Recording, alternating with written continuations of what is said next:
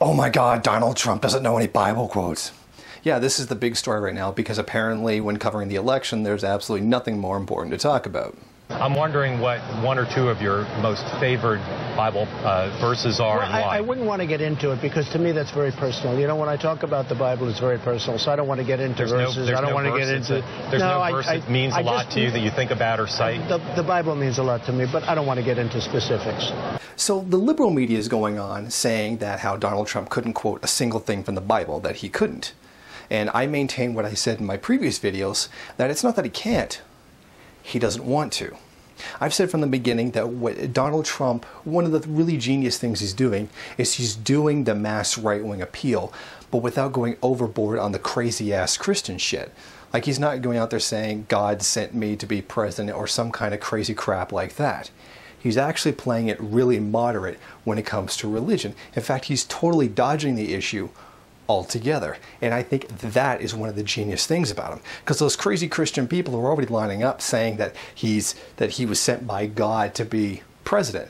Meanwhile, you've got the really kind of secularish, toned down right-wingers saying, well, he's not going, completely insane with all the religious stuff. So, maybe I could tend to lean towards support for him. And in lies one of the true geniuses of Donald Trump. He's doing everything that's right-wing, even stuff that's stereotypically right-wing, but he's leaving religion out of it. There's a group of people that liberals, the Democrats, tend to get in elections. It's the people who are kind of fence-sitters, but are a little bit to the right. But they're really turned off by all the really crazy Christian stuff that come out of Republican candidates. And Democrats can swoop them up because they're scared of the crazies inside the Christian community. And that's one thing that Donald Trump can get.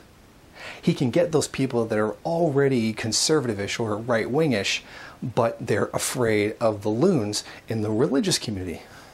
And Donald Trump can snap them up. They're bringing drugs, they're bringing crime, they're rapists. Really, Donald Trump has played this whole thing brilliantly. He's come completely out of the gate, really said nothing but spew a bunch of hateful garbage, and has set the entire tone for the entire election. His words alone on immigration have basically cemented this election as being all about immigration. And he hasn't even actually said anything really much about anything at all. Let's say China. China, China, China, China, China, China, China, China, China, China. The other true genius here about Donald Trump is how he's handled the Republican Party. See, the way it works is somebody gets nominated to be, one of the new stars in the Republican Party. They come in the first day and they sit down at the band. And then someone from higher up comes over to that person, hands them an instrument, gives them the sheet music and says, hey, welcome aboard. Play along. But Donald Trump has handled this entirely differently. He's walked into the band, walked up, taken an instrument out of the hand of the guy who's the lead guitarist, and started playing his own tune. And the rest of the party is basically just sitting around dumbfounded, and now they're starting to follow the music that he's starting to play. That's the great thing about Donald Trump. He's walked into the Republican Party like he owns the place, has done whatever he wants, and says to hell with what the other candidates think.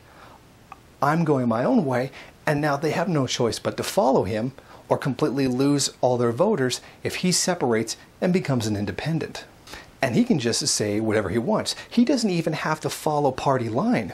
One of the really strange things about Trump is that part of what makes bourgeois democracy is the navigation of competing interests within the capitalist class. And Trump's not even trying to do that. He's basically kicked in the door and just started walking around knocking things off the shelf. The proverbial bull in a china shop, just absolutely not caring who he pisses off at all. He's playing the game without really playing the game. And that's what really makes him a genius in this situation. So liberal media is just sitting there saying, oh look, he can't quote something from the Bible, he can't come up with something. Come on, everybody can quote something from the Bible. Everybody who has ever even been Christian can come up with some kind of line from the Bible that really speaks to them. For example, for me, it's thou shalt not kill. No, don't worry, I'm just fucking with you. really Donald Trump is just trying to play this middle of the road. He's trying to get the religious vote by saying he's Christian, he loves the Bible, but also trying to get that secularish, non-batshit insane conservative vote by not being one of the batshit insane crazy Christian conservatives. And that is the true genius of Donald Trump, and one of the things that makes him the guy who's dominated basically the entire election, and the only person that even can get any media attention at all is Bernie Sanders. Trump has walked in like he owns the place, and it's just completely taken over. If you like this video and you'd like to see more of them, then head over to my Patreon page and show your support. Or you can go to the MRN bookstore and check out some of the latest books available. Don't forget to rate, comment, subscribe, and share on various social media.